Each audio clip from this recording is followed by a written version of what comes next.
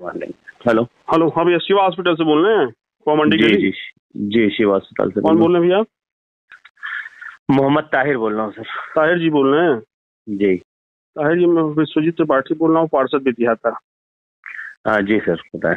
ताहिर जी बताइए, हम्म, आपके यहाँ एक रवि श्रीवास्तव और एक दीपक श्रीवास्तव, दो आदमी आपके यहाँ एडमिट थे।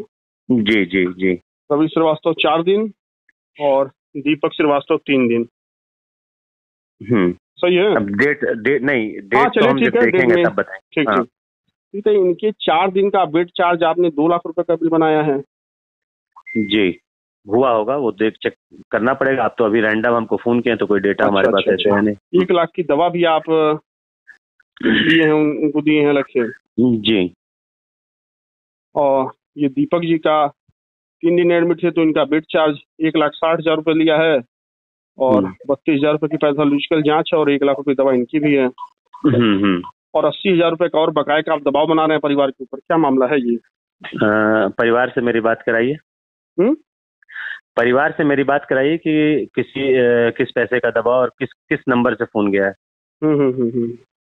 ये पूछ लीजिए उनसे। अच्छा ठीक। तो नहीं, मामला क्या है बताइए कुछ। आपको मान लीजिए, ये आप मामला तो मुझे नहीं मालूम, अभी हॉस्पिटल आप आपका हमको है। बता रहे हैं। नहीं नहीं, हम्म बिल्कुल हम्म सही बात है। हम्म हम्म। पेशेंट आप हमारे यहाँ भर्ती। आपने बिल दिया है, सरकार की एक गाइडलाइन भी है कितना पैसा आप ले सकते हैं एक मरीज से।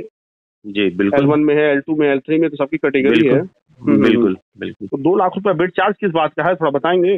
हाँ तो ये आप फोन पे पूछेंगे कि सामने हम लोग बैठ के बात करें?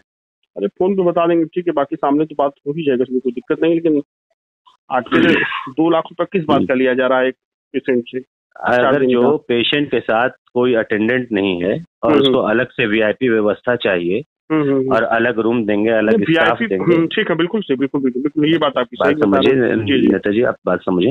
हम्म। तो उसमें अगर जो वो व्यवस्था हम लोग उपलब्ध कराएंगे तो उसमें खर्चे आएंगे, इसलिए कि कोविड में एक तो पहले तो कोई स्टाफ काम करने के लिए तैयार नहीं।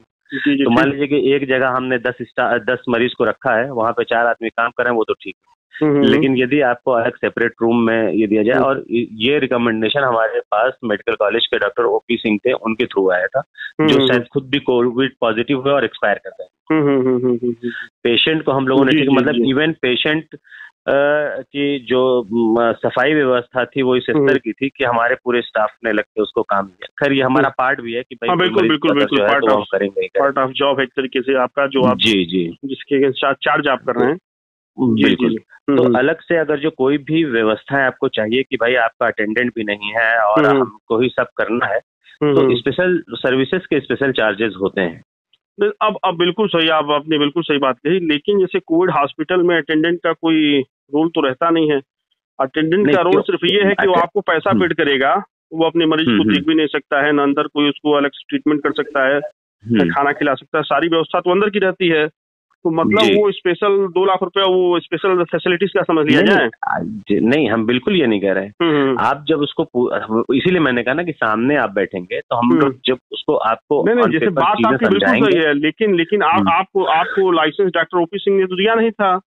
आपको नहीं लाइसेंस, नहीं, सुनिए सुनिए, हम ये आपको नहीं कह रहे हैं, सुनिए हमने नर्सिंग, बताया सुनिए हमारी जी। सुनिए, अब हमारी बात सुनिए आप। जी आपको नर्सिंग होम चलाने का लाइसेंस सीएमओ ऑफिस से मिला है, ठीक है? बिल्कुल और बिल्कुल बिल्कुल। सीएमओ साहब ने एक और शासन ने भी एक गाइडलाइन जारी की थी कि किस टाइप के मरीज से कितना में अधिकतम शुल्क लिया जा सकता है। बात सुनिएगा। अब जी बाकी जो जी। दवाएं हैं वो तो अलग से वो प्रेफर करेगा ही करेगा, जो भी आप जी लगा रहे हैं। लेकिन कहने का जी। सेंस है कि बेड चार्ज या आईसीयू चार्ज या L3 का वेंटिलेटर का चार्ज या L1 का चार्ज, वो सारी चीजें फिक्स हैं।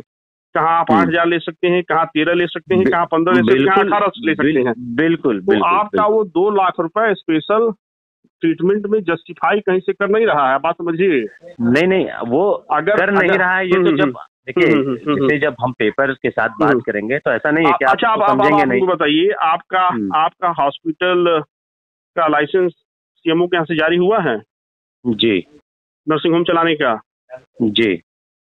अच्छा, एनवायरमेंटल की एनओसी है आपके पास? पूरे पेपर है हमारे पास। एनवायरमेंटल की एनओसी, पूरा पूरा पेपर होगा हाँ हाँ। एनवायरमेंट है एनओसी आपके जी पास? जी बिल्कुल फायर बिल्कुल। की भी होगी? जी नक्शा भी आपका अप्रूव्ड है जहाँ आप चला जी रहे हैं, संचालन कर रहे हैं? जी। चलिए ठीक है, बड़ी अच्छी बात है। तो ये आप जस्टिफाई इसको कैसे करेंगे? अगर आप नाजायज शुल्क लिए हो तो उसका पैसा वापस कर दीजिए। नहीं नहीं, अगर जो लिए किसी भी होंगे मरीज तो से बात सुनिए, शासन की एक स्पष्ट गाइडलाइन है, अगर उसको ओवरलुक करके आप काम करेंगे तो ये गलत होगा, बात समझिएगा। कोई इंसान किस तरीके से हॉस्पिटल जा रहा है और किस तरीके से कहाँ से पैसा ले आ रहा है, ये उसकी मजबूरी है। बिल्कुल। बस, लेकिन आपकी भी ये नैतिक जिम्मेदारी बनती है कि आप भी कम से कम, अगर कोई आ रहा है तो जो शासन, सरकार और सारी चीजें गाइडलाइन है, आप वो शुल्क आप वसूल करिए, इसमें कोई दिक्कत नहीं है। लेकिन अगर आप 4 दिन का बेड चार्ज अगर आप 2 लाख रुपए लेंगे, तो ये कहीं से भी आप कोई भी स्पेशल ट्रीटमेंट देंगे तो जस्टिफाई कर नहीं पाएगा आपका नर्सिंग होम, ना आप कर पाएंगे। आप तो खुद संचालक हैं साहिर जी। बिल्कुल बिल्कुल। आप सामने जब आइएगा हम लोग बैठ लेंगे, हम आपको समझाएंगे, आप संतुष्ट नहीं हो पाइएगा तो आपके पास विकल्प है। आपने सिर्फ ये कहा कि उनका अटेंडेंट था नहीं, मैं आपकी बात समझ गया। आपने कहा कि उनको स्पेशल ट्रीटमेंट, ऐसा कौन सा स्पेशल ट्रीटमेंट दे दिया जिसका बिल आपने 2 लाख रुपए बना दिया? आप जो है शब्दों को मैनिपुलेट कर रहे हैं। हम शब्दों को मैनिपुलेट करेंगे? मैंने हमको कहा कि अलग से, मेरी बात सुनिए भैया, अलग से, हाँ बिल्कुल, मैं वही बात कर रहा हूँ। आप अलग से जो आप, अगर जो एक अलग रूम में आपको हम आईसीयू बनाकर खोले हैं तो आप मरीज को सर्विस प्रोवाइड कर रहे हैं, बात सुनिएगा। आपने ऐसी कौन सी सर्विस उनको प्रोवाइड कर दी स्पेशल, ऐसा कौन सा? पूरी, इसीलिए मैं वही बताना चाह रहा हूँ, तो आप मुझे रोक दे रहे हैं।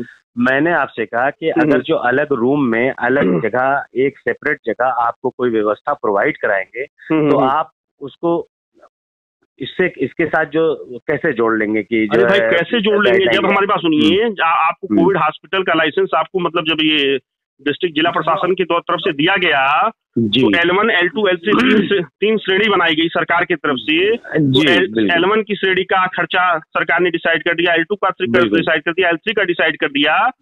उस खर्चे के अलावा आपने कौन सा स्पेशल ट्रीटमेंट दे दिया? वही मैं आपको बता रहा हूँ, आप स्पेशल ट्रीटमेंट की बात कर रहे हैं। दवा जो जनरल वार्ड में मरीज है उसको भी वही लगेगी जो बिल्कुल बिल्कुल बिल्कुल बिल्कुल बिल्कुल। हम उस दवाई की बात ही नहीं कर रहे हैं। आप बेसिक चीज समझिए। दवा की बात, दवा का तो आप 1 लाख रुपए अलग से लिए हुए हैं।